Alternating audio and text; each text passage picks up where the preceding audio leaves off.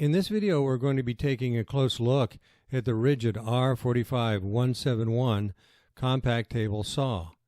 It's almost identical to the R4517, except the 171 has a soft start. So you might say this is a review of both the R45171 and the R4517.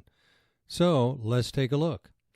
First, let's take a look at the specifications. This is a 15 amp 10-inch compact table saw. The cut depth at 0-degree bevel is 3 1/4 inches. At 45-degree bevel, it's 2 1/4. It does have a soft start motor, which runs out at 5,000 RPM. Rip left is 8 inches. Rip right is 26 1/4. It will accept a dado stack. Warranty is 3 years, and you can apply for the lifetime service agreement. Table size is 28 by 18 3/4. It weighs in at 54 pounds because it does have a stand. It does have dust control. My understanding, it's going to retail for $297 once it's on the market. Of course, that may change. It took me a little over an hour to unpack and assemble all this, and I have a separate video on setting up this table saw. As always, make sure you read, understand, and apply all the operational and safety instructions found in your manual. And if you don't already have them, make sure you pick up some eye protection as well as hearing protection. Now let's take a look at the accessories. Of course, it does come with a fence and a push stick, and it does have an Allen wrench for adjustments and both wrenches for changing out the blade. It does come with a RIDGID 36-tooth blade, blade guard, anti-kickback paws, as well as a riving knife. And of course, it does come with a miter gauge, which we're going to look at in more detail in just a moment. So those are the accessories.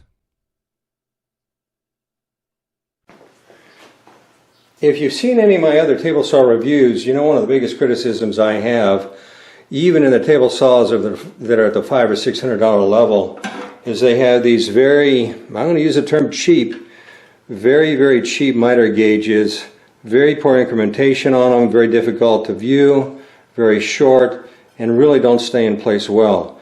You know, this must cost them probably $2 or $3 to produce for the other table saws. However, for the RIDGID, they have a much nicer miter gauge. Now, is this a $120 to $200 miter gauge? I don't think so, but I think you can get pretty accurate with this.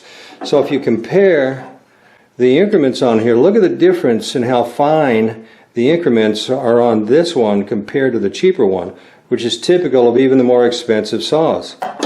Also, what they have on this is they have stops that you can use, and you can set these stops. Take your measuring devices, measure this to make sure this is square or at 45 or whatever degree that you want.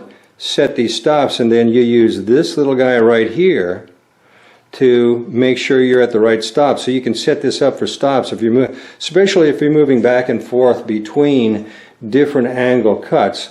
Of course, this is threaded, so you can put it in a handle or a clamp if you want to put a clamp in here. You have 2 slots that if you want to add a piece of wood or metal or some other device to help increase the width of your miter gauge, that's fine. But one of the things I also like is the disc or donut that's on here, because what that does is that keeps this stable. So I took a measuring stick and said, okay, how far back can I come safely with this and still be able to do a cross cut? I measured this out from the blade to about here, 10 inches before it starts to get a little bit too wobbly. So this is going to allow you, this kind of extends the width of your table, okay? So instead of just having this amount of distance, you've got a full 10 inches. If you want to take a few chances, you might be able to get it out to 11 inches. Also, I found, again, compared to all the other miter gauges that I've reviewed, this one has very little wobble. So as you push your workpiece through the blade, you know it's going to stay at the angle that you set it to. So again, this to me is a big differentiation on this saw. Let's take a look under the hood from the top. Again, this is a 36-tooth rigid blade. It will support a dado stack, as you can see from the arbor. And there is the control mechanism for raising and lowering and removing the riving knife. And now let's look at the dust control system. There is a little bit of a gap there, but now you can see down inside, there's the dust control cowling. So that's under the hood from the top. Now let's take a look at the exterior and the onboard storage. On the left-hand side, you have storage for the power cable, as well as the wrenches, and room for an extra saw blade or two.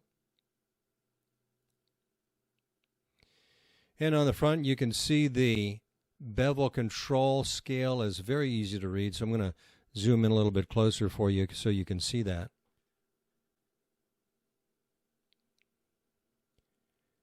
And then around on the right-hand side, you're going to see storage for the miter gauge as well as the push stick.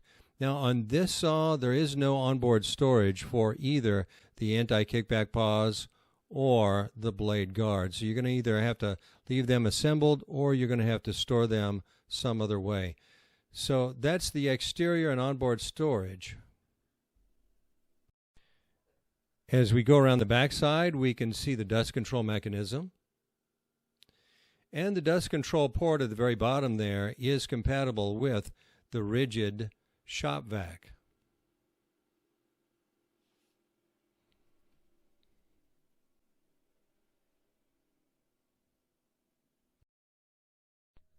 Now let's look under the hood from the bottom.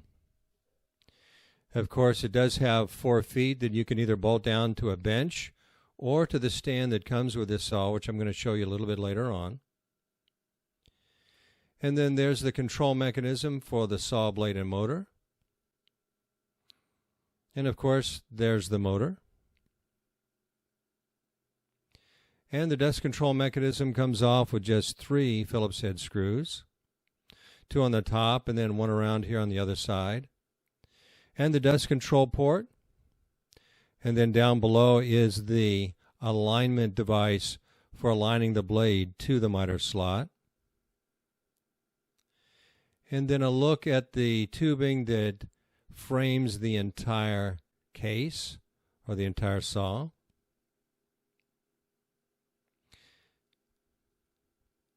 And then there you can see in the center, that is the fence control locking mechanism. And as we come around on this side, you can see the bottom of the table. And that honeycomb-like effect is what keeps it rigid and strong, even though it's made out of aluminum. And then there's the front side of the fence control mechanism. So that is under the hood from the bottom for this compact table saw. As I mentioned earlier, this saw comes with a soft start motor. So what does soft start mean? Well, soft start reduces the torque and the load temporarily during the startup process. It applies a gradually increasing voltage to the motor, resulting in smooth acceleration, as well as reducing the mechanical stress on the shaft as well as the motor. As you will see when I turn this on, the motor will gradually wind up to the full 5,000 no-load RPM.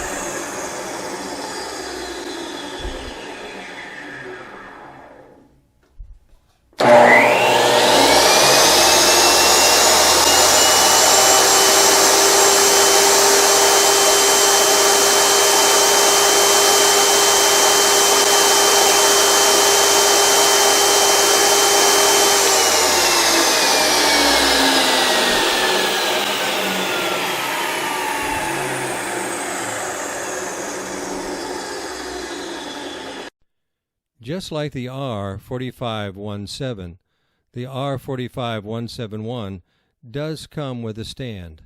The stand is very easy to assemble, and it does provide a very stable platform for this compact table saw. The scale on the fence control mechanism is very easy to read. This is the scale for the rip right with the extension pulled out. And with the black numbers on the white background, it's very easy to read. And you can see with the extension it's a full 26¼ inches.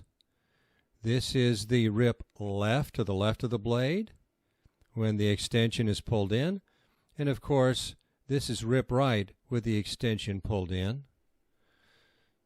And that's 13 inches there. And of course, the gauge allows you to adjust it. And there's probably another 1/8 of an inch you could sneak out of the fence control mechanism. So I'm going to set up for the next shot so we'll get another angle on this mechanism and you can see more about it. The fence control mechanism is fairly easy to use. Pulling up on this lever, you release the extension and you can pull it out and then back in again. Very easy to do with just a couple of fingers. This is the first time I've seen this locking mechanism on the top. On all the other table saws that I've reviewed, it's either been on the front or on the right hand side. But I do kind of like it on the top. It's easier to get to. If you pull it all the way out to the right and you use the increments on the scale, it is spot on from the factory. So set at 26¼ there and 13 on the right hand side. It's exactly 26¼ So if you're ripping larger pieces of wood, such as 4x8 sheets of plywood, and you need to rip them down, this is very convenient to do. There's probably another 1/8 of an inch of play on the right-hand side that you can pull, but you're going to have to use a scale to measure from the blade to the fence.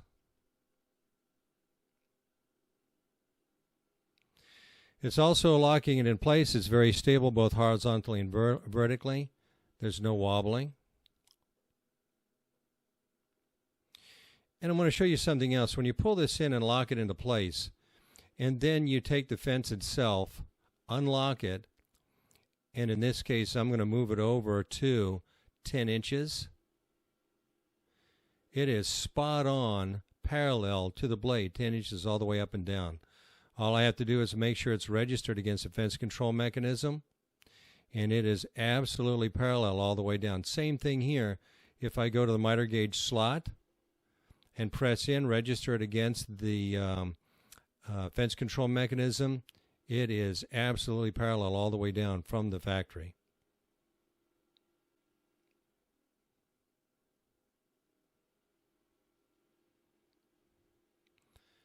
So again, if we pull it out to full extension, you have a rip capacity of 26¼ inches and a very stable platform. Let's verify the fence control gauges from the factory. Of course, you have to have it zeroed out all the way to the left. And then pick a number. In this case, I think I chose about 8 or 9 inches here. And if we take a scale and measure from the blade to the fence, it is spot on from the factory.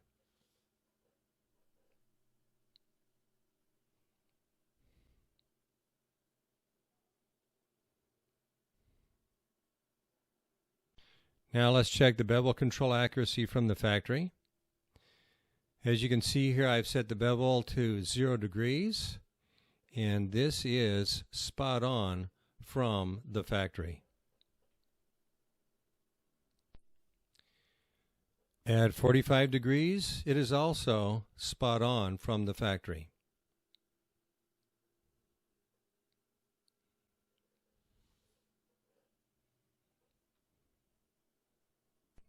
It's important to know that your blade is parallel to the miter slot coming from the factory. So I did check this unit and it is spot on from the factory.